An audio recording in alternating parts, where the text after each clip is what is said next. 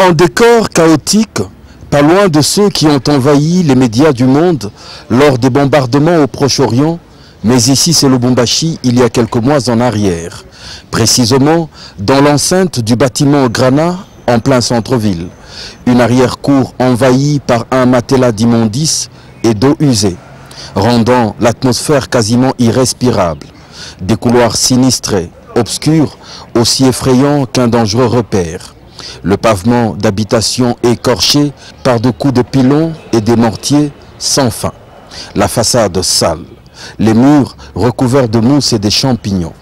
Un bâtiment du centre-ville qui se voyait mourir chaque jour davantage dans l'impuissance. Après une thérapie de choc lui administrée par l'homme qui se nourrit des défis, ce bâtiment a fini par renaître de sa boue, redevenant aujourd'hui un lieu fréquentable et très recommandable. L'honorable Moïse Katumbi Chapwe y a conduit ce mercredi 13 août 2014 tous les membres du gouvernement provincial du Katanga pour une visite des lieux.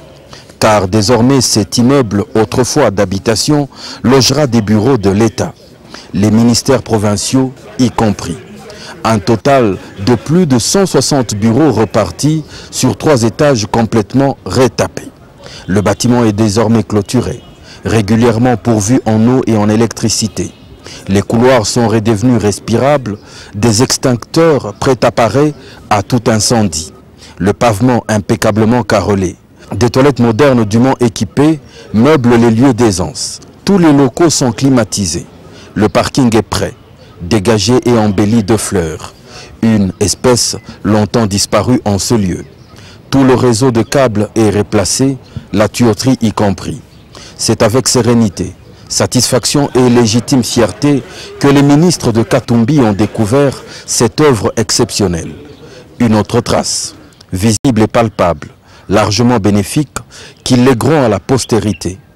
Des hommes qui laissent des traces et remplissent tous les vides d'hier. Le marquoir vient donc une fois de plus d'afficher un autre but marqué par le camp Katumbi.